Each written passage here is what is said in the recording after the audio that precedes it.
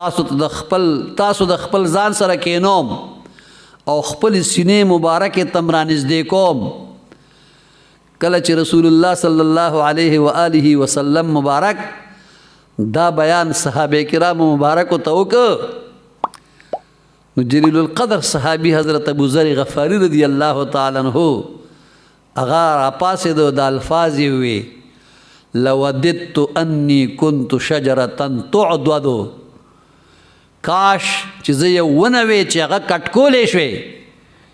یعنی زه انسان نه وی انسان باندې څومره ذمہ داری دي انسان سره حساب کتاب کی. حضرت ابو ذر غفاری رضی الله تعالی عنہ په صوفیت کې ځان له یو مقام لري او داغه دا حال دی چې هغه وی کاش زه یو ونه وی.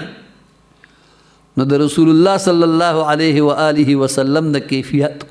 اندازه چاته لګی دی او د دین هم مونږ ته یو نظاره پیش کیږي چې کیفیات څومره ډیو د نبی کریم علیه الصلاۃ والتسلیم چې د مبارک یو ورځ د ځمکې نه پاسېده نو دواړه لاسونه مبارک په ځمکه ولګول. ما ته خیال لیکن ما ته ګوري خو ما ګوري د ځمکې نه پاسېده نو دواړو لاسونه مبارک په ځمکه باندې ولګول او داسې په تکلیف سره پاسېدو لکه چې څنګه بوډاګان خلک پاسېږي. اگر چې دغه وخت کې د محبوب علیه الصلاۃ والسلام وجود مبارک خط چست او چوبندو د ښه صحت خاوندو. حضرت ابوبکر صدیق رضی الله تعالی عنہ چې وکات نو ورته وفرمایل چې دا الله تعالی جل جلاله محبوبا مور او پلار می دواړه در نظر شه ماشاء الله تاسو خو د روغ صحت او د روغ وجود خاوندان یې ولې دومره په تکلیف سره پاسې دی. نو حضور پر نور صلی الله علیه و آله وسلم ورته وفرمایل شیبتنی هود و اخواتها شیبتنی هود و اخواتها ز سوره هود او داغه هم مثل سورتونو بوډا کم یعنی په سوره هود او داغه پشان نور سورتونو کې د مخکنو امتونو د هلاکت او د عذابونو ذکر شوی. زوی مس نه چې هغه سي عذابونه زما په امت باندې راشي زما امت هلاک شي.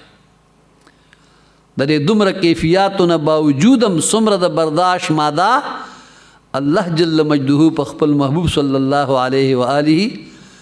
وصحبه وبارک وسلم کې اچولې و.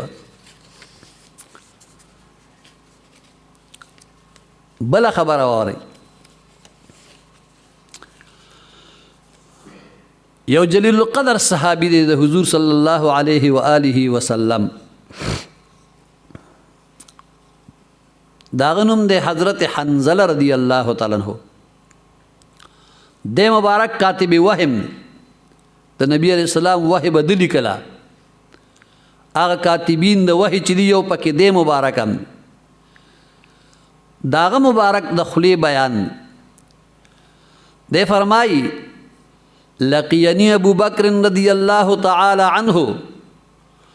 ما سره ابو بکر صدیق رضی اللہ تعالی عنہ ملاوش او ما نے تپوسک کیف انتا اے حنظلہ سے سحال لے قلت نافق حنظلہ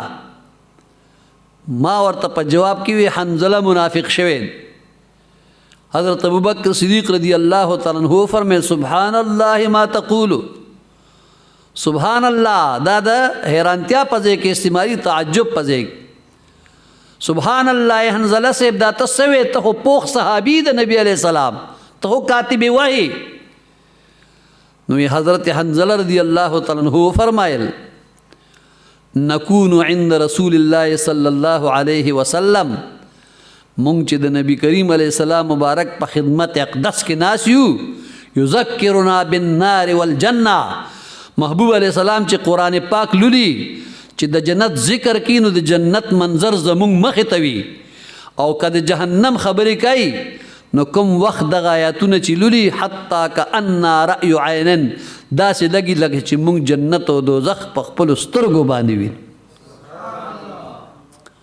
یعنی دا کیفیت په موجودګۍ د حضور صلی الله علیه وسلم کې په مونږ باندې طاری وي. وإذا خرجنا من عند رسول الله صلی الله علیه وسلم، او چې کله مونږ اجازت واخلو خپل کورونو ته لاړ شو د محبوب د مجلس نه وځو، عافسنا الازواج والاولاد والضيعات، نو بیا مونږ د خپل بیانو بچو خپل کاروبار سره مصروف شو. فنسینا کثیرا، نو مونږ ډیر سیزونه بیا هیر کو.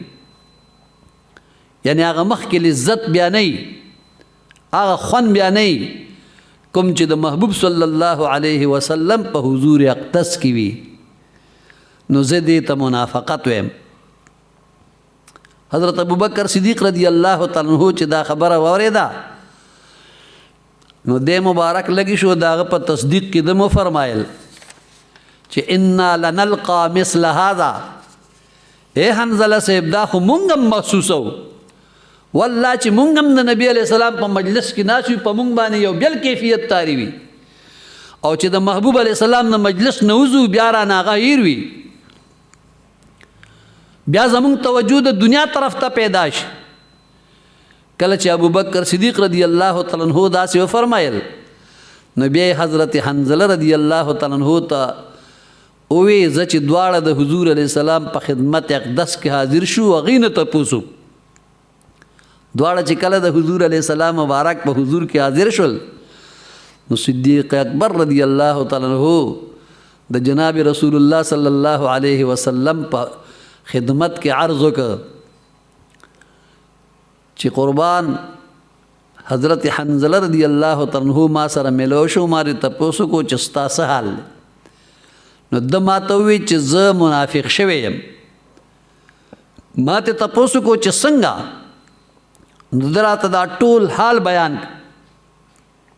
اوس د دې باره کې څه حکم دی؟ مونږ جی په دې باندې لږ پوهېږو. نو حضور صلی الله علیه و آله وسلم فرمایل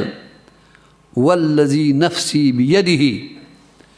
زما د په هغه ذات باندې قسم وي چې زما روح د هغه په قبضې د قدرت کې دی،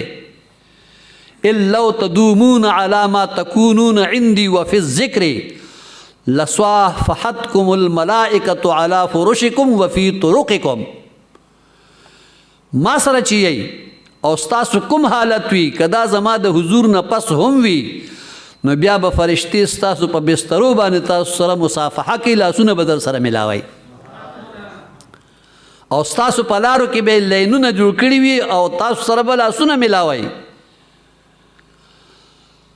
لیکن یا حنظله ساعتا و ساعتا، لیکن اے حنظله صاحب دا د وخت وخت خبرې دي. نبی علیہ السلام مبارک ورته فرمایي اے حنظله صاحب دا د وخت وخت خبرې دي. دا روایت په صحیح مسلم کتاب التوبه کې په باب فضل دوام ذکر والفکر حدیث نمبر 4837 نمبر باندې ذکر شوی. یعنی دا منافقت نه دی بلکې ستاسو ایمان پوخ دی، تاسو کې یقین پوخ دی، ستاسو تقوا پخه ده، ستاسو طهارت پوخ دی، ځکه در سره دا فکر پیدا کی. لیکن آخر د وخت فرق دی، یعنی دربار نبوت وختونه نور دی او د روزګار وختونه نور دی.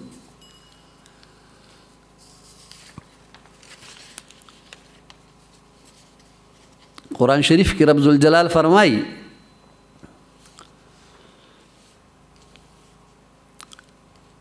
انما المؤمنون الذين هم في صلاتهم خاشعون. بشک مؤمنان هغه خلق دي چې هغه مونږ ته ودرېږي، په هغې باندې خشوع د الله تعالی طاری کېږي. اوس د مونځ نه بهر خشوع نه او په مونځ کې وي، نو ګوره هغه بل وخت دی، دا بل وخت. همدارنګې انما المؤمنون الذين اذا ذكر الله وجلت قلوبهم واذا تليت عليهم آياته زادتهم ایمانا. بشک مؤمنان هغه کسان دي چې کله د الله ذکر کولی شي نو د دې زړونه ورسره رپیږي، په دې باندې حالت د وجد راځي، د جذب راځي. اوس د ذکر په وخت کې دا حالت شته او ذکر نه چوزي بیا نه نو دا بیل وخت دی دا بیل وخت وإذا تلیت علیهم آیاته زادتهم ایمانا او چې تلاوت د قرآن په کولې شي آیتونه په لوستې شي د دې د ایمان حلاوت میټاس ور سره زیاتېږي د تلاوت په وخت کې د ایمان میټاس زیاتېږي هغې نه علاوه نه زیاتېږي دا ولې دا بیل وخت دی هغه بیل وخت نو تاسو دا په منافقت باندې مقیاس کوئ ای زما صحابه کرام او ګورئ دا خو د صحابه کرامو دور و هغوی ته خو ډېر سوز حاصلو د تقوا پرهیزګارۍ عظیم رنګ په هغې کې موجود و بالاخر کوم وخت چې د تابعینو دور راغی او صحابه کرام رو رو د دنیا نه رخصتېدل هغه مبارکې هستۍ تلې نو یو تقابلی جایزه حضرت انس بن مالک رضی الله تعالی عنہ پیش کړي